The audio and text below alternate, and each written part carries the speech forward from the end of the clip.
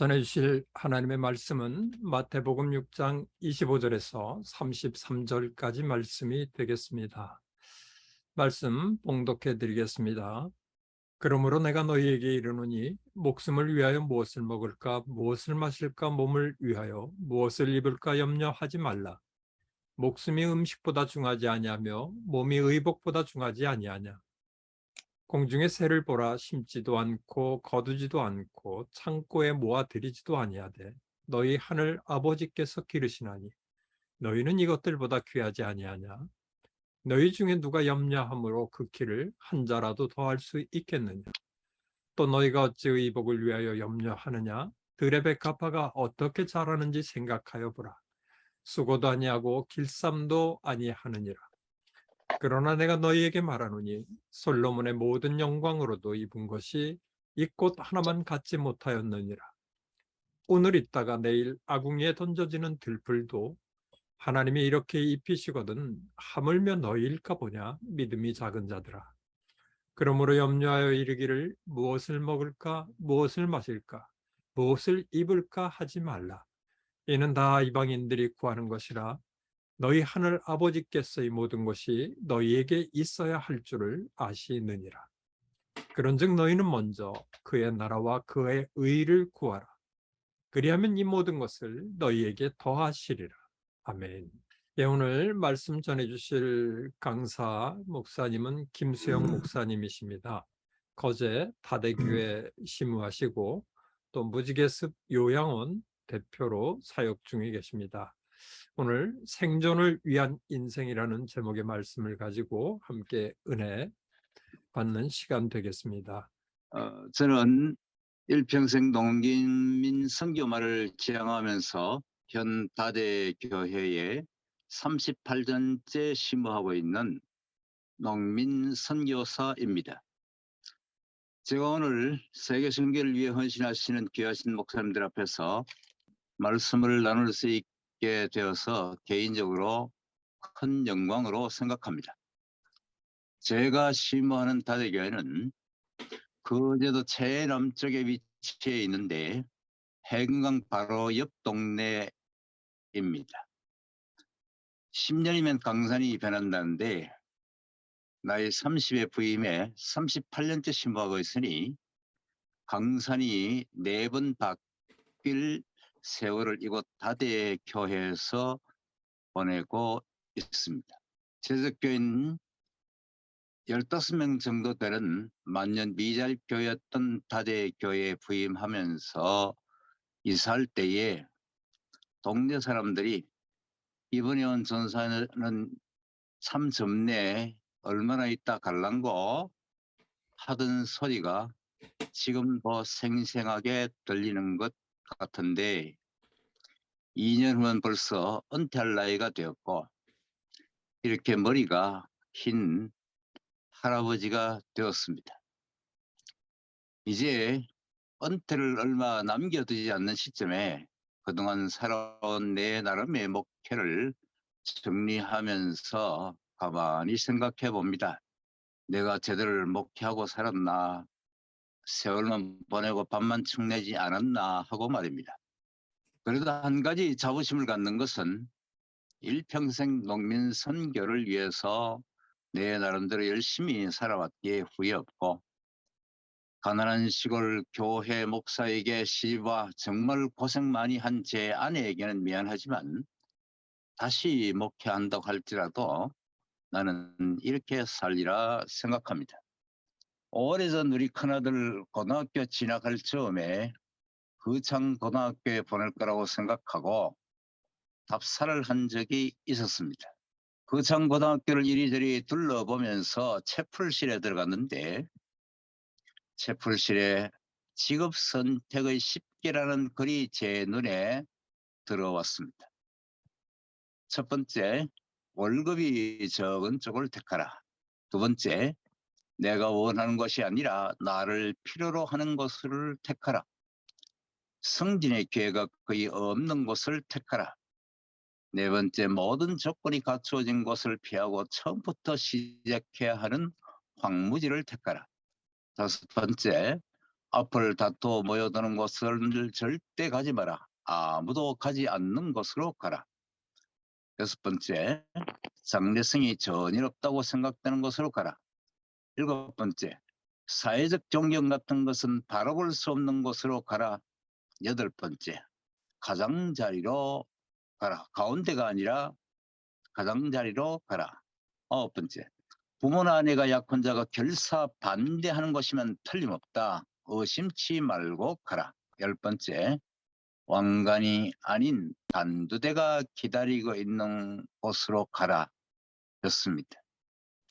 나는 그 창고등학교 이 직업 선택의 시기를 보면서 큰 위로와 용기가 되었고 큰 영감을 받아 지금까지 농민 선교를 지향하면서 살고 있다 해도 과언이 아닙니다. 그래서 이 직업 선택의 시기를 장로의 신학대학교의 신학생들의 임지 선택의 시기로 했으면 어떨까 생각해 본 적이 있습니다. 그리고 10가지 중에 제 마음에 깊이 다가왔던 계명은 후계명입니다. 부모나 아내가 약혼자가 결사 반대하는 것이면 틀림없다. 의심치 말고 가라라는 계명이죠. 왜냐하면 제가 여기 다대학교 올 때 2년만 있다 가려고 약속했는데 평생 농민 순교만을 지향하면서 여기에 살려고 하니 제 아내가 많이 반대를 했었거든요. 여러분, 저는 이 글을 보면서 왜 거창고등학교가 저 거창골짜기 시골에 있는 허름한 작은 학교인데도 불구하고 전국의 시들이 모여드는 그런 좋은 학교로 소문이 나게 되었는지를 깨닫게 되었으며 아직도 내가 잠든 동안에 경쟁자들은 공부하고 있다라는 식의 비교육적인 거푼이 걸려있는 여느 학교와는 차원이 다른 학교로 저런 교육 철학과 기독교 정신을 바탕으로 아이들을 가르치니 거창고 출신들 중에 인물이 나오는 것이구나 라는 것을 깊이 깨달으면서 이 직업 선택의 시기를 늘 마음에 새기고 있습니다. 이 그고의 직업 선택의 시기를 보면 학생들이 공부해서 좋은 직장, 큰 교회에 취직하고 출세해서 남들보다도 잘 먹고 잘 살기 위해서 공부하는 것이 아니라 배운 것을 가지고 뜻있게 살고 가치 있는 인생으로 살아야 한다. 그러기 위해서 자기 영광을 누릴 수 있는 것을 선택하는 것이 아니라 하나님이 필요한 곳, 어려운 곳, 아무도 가지 않는 곳, 왕관이 아니라 십자가가 기다리고 있는 곳으로 가서 세상을 변화시키는 그런 의미 있는 인생이 되어야 하고 자기 나름의 창조적 인생을 살아야 한다. 그러기 위해서 공부하는 것이다. 라고 하는 가르침인데 오늘 우리들에게 큰 울림으로 다가오고 있는 것 같습니다. 세상에는 두 부류의 사람들이 있습니다.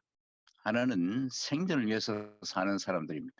예수님의 표현을 빌리자면 오늘 모든 성경 말씀에 무엇을 먹을까 마실까 입을까 염려하며 그걸 위해서 공부하고 땀 흘리고 수고하며 사는 사람들이죠. 생존을 위해서 사는 사람들도 우리는 생물학적 인생이요 동물적 삶이라고 합니다. 동물은 그렇게 사니까 말입니다.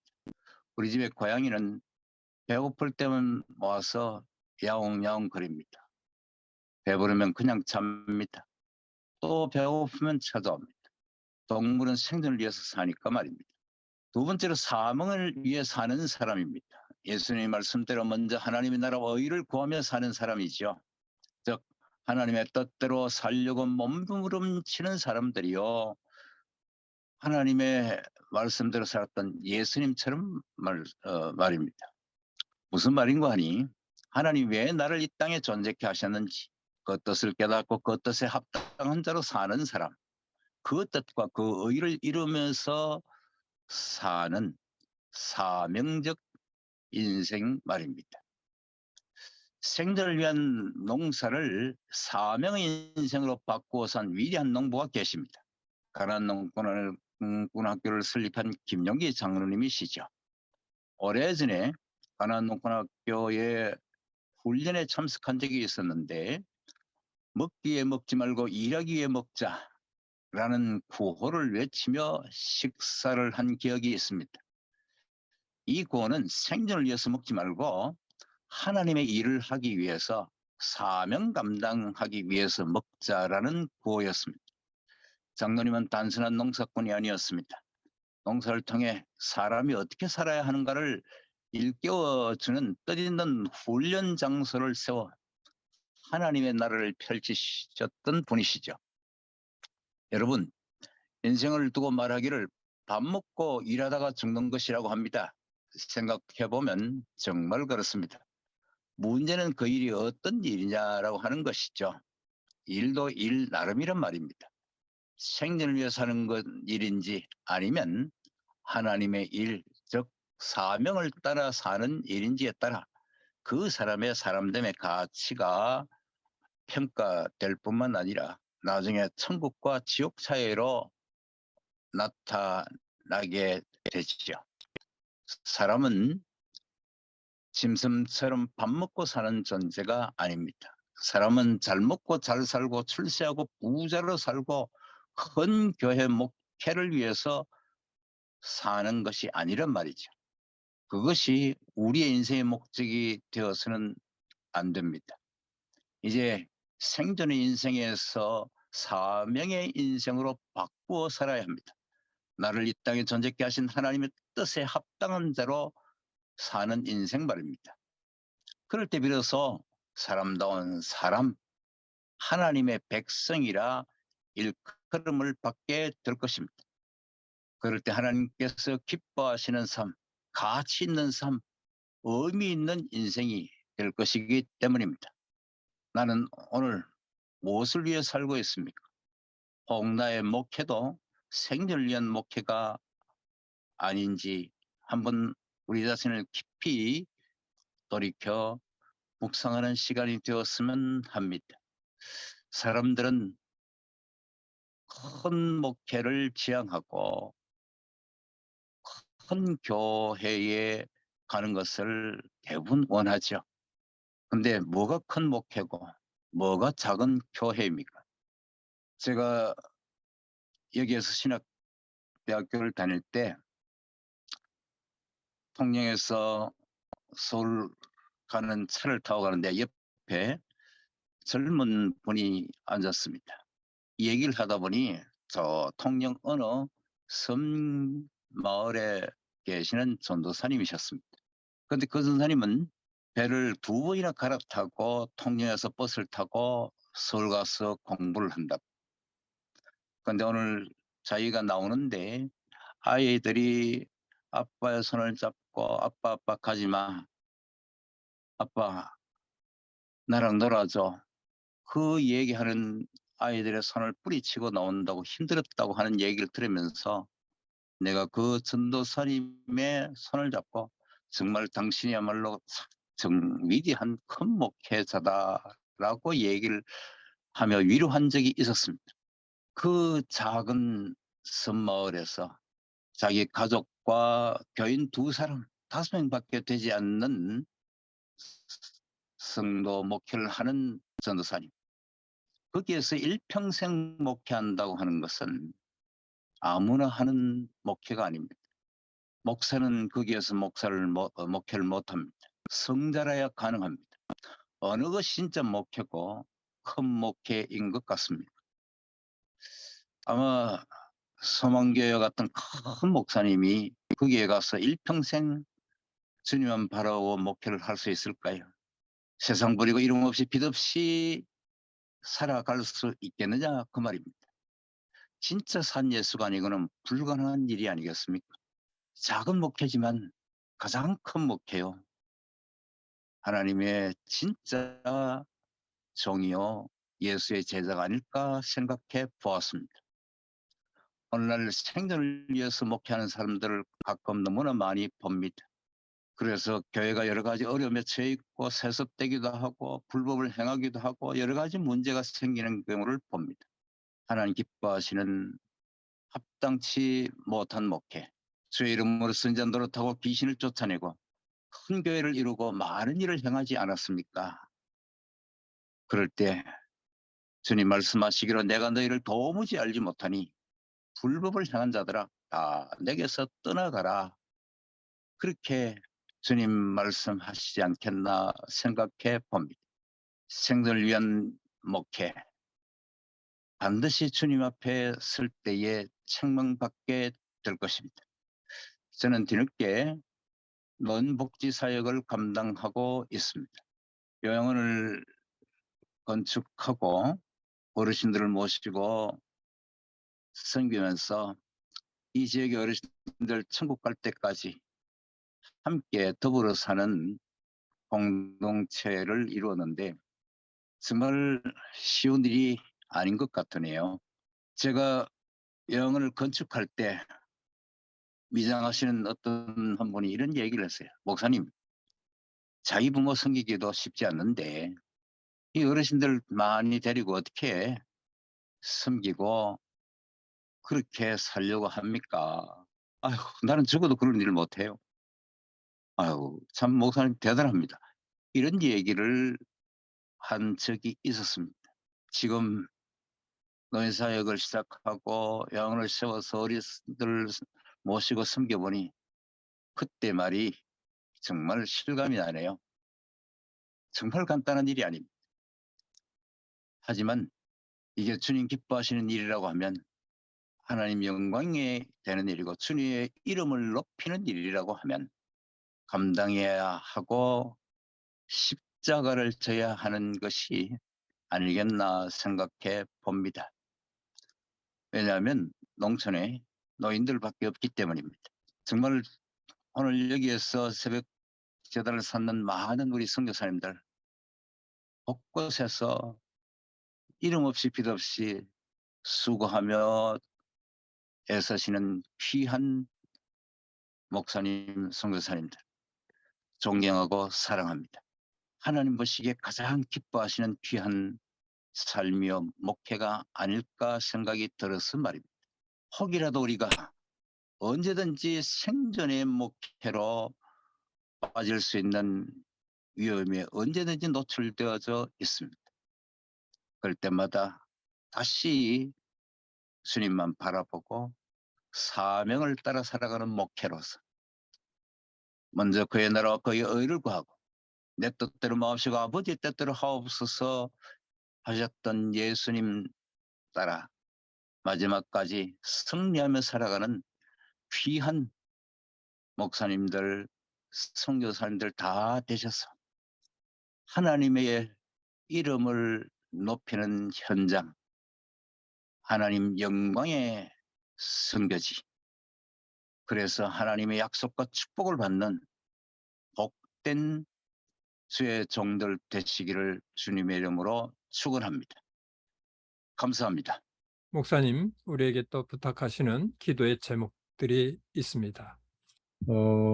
참, 한국 선교지의 사정을 잘 들었습니다. 감사드리고. 목사님, 거제도 가신 지 38년 되셨다고요? 예. 그, 처음으로 예배 드리는 게 익숙지 않으실 텐데, 조곤조곤 그 지나가는 세월들을 간단하게 말씀을 해주셨습니다. 선교사들인 저희들에게 도전이 되는 말씀이고, 말씀 가운데 거창고등학교에 그 직업 선택의 10계명이 딱 맞는 직업이 딱 하나 있는데 그게 선교사의 직업입니다. 선교사의 직업. 예. 제가 하나하나 맞아보니까 선교사에게 딱 맞는 직업인데 우리가 그냥 뭐 이렇게 나왔는데 가만히 목사님 말씀 듣고 보니까 직업은 잘 선택했다 그런 마음이 듭니다. 예. 네. 그리고 따님이 그 아버지하고 있는 그 요양을 맡아서 수고하고 있다고요. 예. 아이고 따님이 도시 안 가고 그 시골에서 촌에서 참 그 아버지의 끝딸이네요.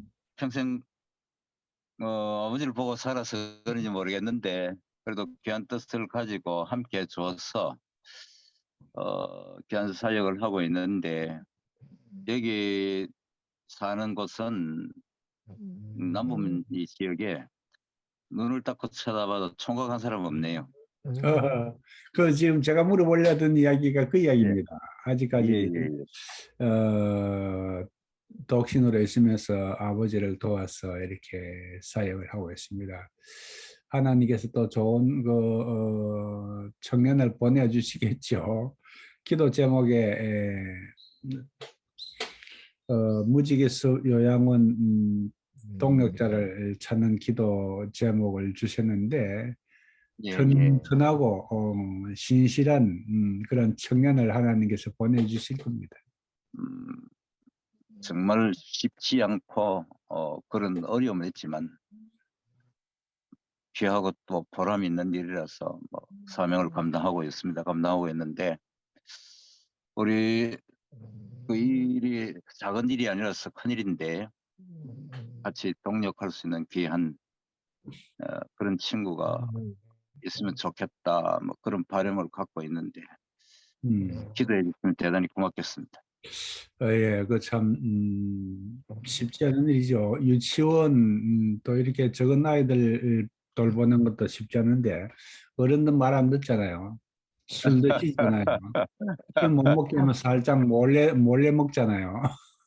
예, 참 쉽지 않은 일입니다. 그렇지만 하나님께서 또 감당하실 수 있는 또 그런 능력 주실 줄로 믿고요. 그 아까 그 말씀 중에 또 젊은 친구가 또 목사님 꼭 닮은 친구가 있다는데 또 어디 또 그런 그 국보급이 있습니까? 어 그때 이제 그 제가 여기서 신학대학 만약 그걸 마쳤거든요. 음, 장신대 마쳤는데 그러면서 이제 통영에서 버스를 타고 서울까지 가고 그랬어요. 근데 네. 버스를 타고 가다가 뭐 옆에 앉은 분이 젊은 분인데 얘기하다 보니까 전도사님이더라고요. 음, 그래서 서로 통성명하고 나는 어느 교회에 있다고 자기는 어느 교회에 있다고 그래서 내가 사는 이곳도 오지라고 생각을 했는데 음, 그분은 그 통영에서 내려가지고 배를 2번이나 타고 들어가야 된다고 하니까 음, 그 오지더라고요. 음. 그래서 내가 오지라고 생각하고 자부심을 갖고 살았는데 그 전사님 앞에서는 완전히 기가 죽었죠.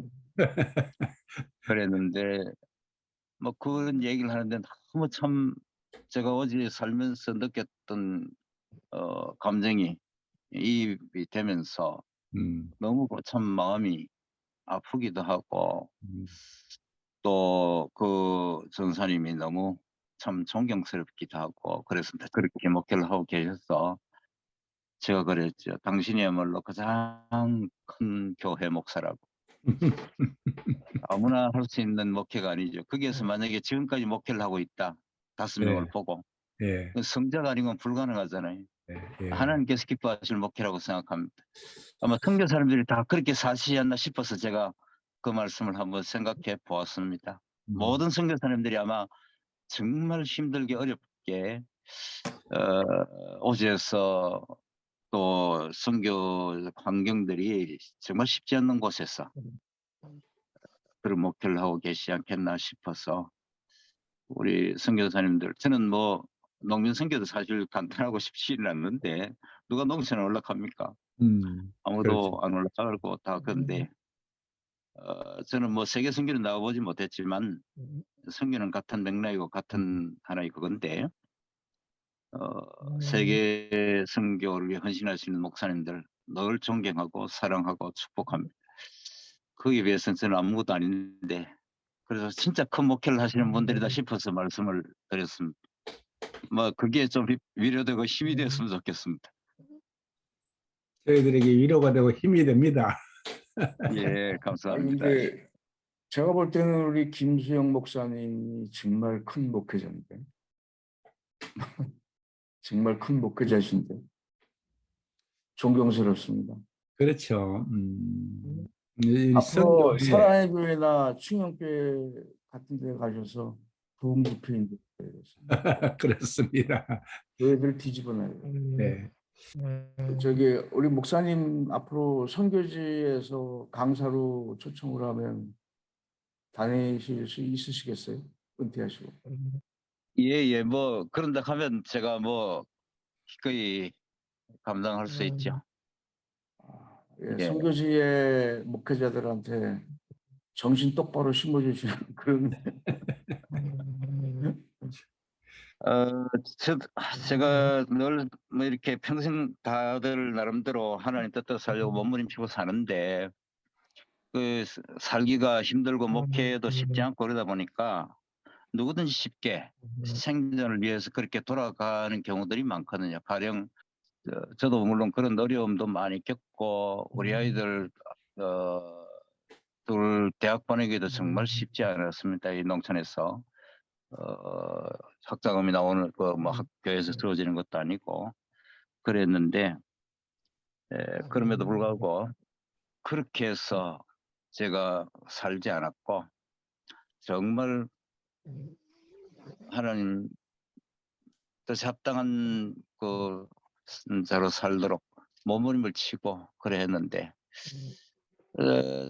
두 아이들이 사실 한동대를 나왔습니다. 그랬는데 처음에 한 500만 원 정도가 필요하더라고요. 그래서 제가 모아놓은 돈이 없어서 처음으로 농촌 목회자의 비애를 느껴본 적이 있습니다. 그래가지고 제가 오자마자 자립교회로 선언하고 넉넉해서가 아니라 무조건 자립해야 된다고 해서 자립교회를 이렇게 선언하고 이렇게 뭐 선교지의 어려움을 얘기해서 선교비 받고 이래 본 적이 사실 없었어요. 제가 농촌에서 살면서 그래 하지 않겠다고 결단을 했었기 때문에 그랬는데 아이들 문제 앞에서는 제가 그럴 수 없더라고요. 이 못난 아버지가 돼가 자기 공부도 못 시키고 대학 등록금도 못 내는 아버지가 돼서 그러니까 이게 무슨 이게 아버지이며 목상가 싶은 생각에 큰 비애를 느끼고 자식 때문에 내 자존심을 딱 끊고 선교 편지를 써서 제가 아는 목사님들과 교회, 우리 경남노회 큰 교회 이렇게 해서 편지를 보냈는데 너무나 감사하게도 김 목사가 이 선교 편지를 보내는 거 보면 이게 참 어려운가 보다. 그 당시에는 상상할 수 없는 천억만을 보내주셨어요. 여러 군데서. 그래가지고 두 아이들을 그렇게 해서 등록금 내고 공부를 시킨 적이 있습니다.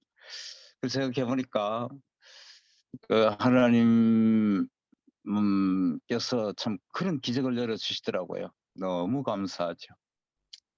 그런 체험도 있고 뭐 교회 화재도 나고 기적같이 일으키게 되는 체험도 있고 그리고 이 뭐 요양원은 어마어마한 돈이 드는 건데 사실 저로서는 감당할 수 없는 일인데 기적같이 하나님께서 또 그 일을 이루어 주셨어요. 제가 꿨던 꿈을 하나님께서 이루어 주시고 농촌에 할아버지 할머니들밖에 없는데 선교의 대상은 사람인데 할아버지 할머니들을 내버려 두고 다른 선교 뭐 정책이나 방향을 잡는다 이건 아닌 것 같아서 그래서 노인 사역을 시작했는데 하나님께서 그것도 기적같이 또 길을 열어주시더라고요. 너무 감사해요. 제가 다른 말씀을 드릴 수는 없고 혹시 또 이제 노년의 목사님들이 사실 특히 선교사님들이 갈 때가 마땅치 않고 여러 가지 어려움들이 있더라고요. 그래서 그 문제도 한번 지금 요양원 옆에다가 이렇게 노인 실버 주택 같은 걸 세워서 선교사님들이 거기에 와서 여성을 보낼 수 있는 공간을 만들었으면 계획과 바람을 갖고 있고요. 혹시 그런 뜻이 있으시면 함께 해주시면 또 하나님께서 이 일을 기뻐하시면 기적같이 영은 이루어지지 않겠나 이런 생각을 갖고 있습니다. 함께 기도해 주시면 고맙겠습니다.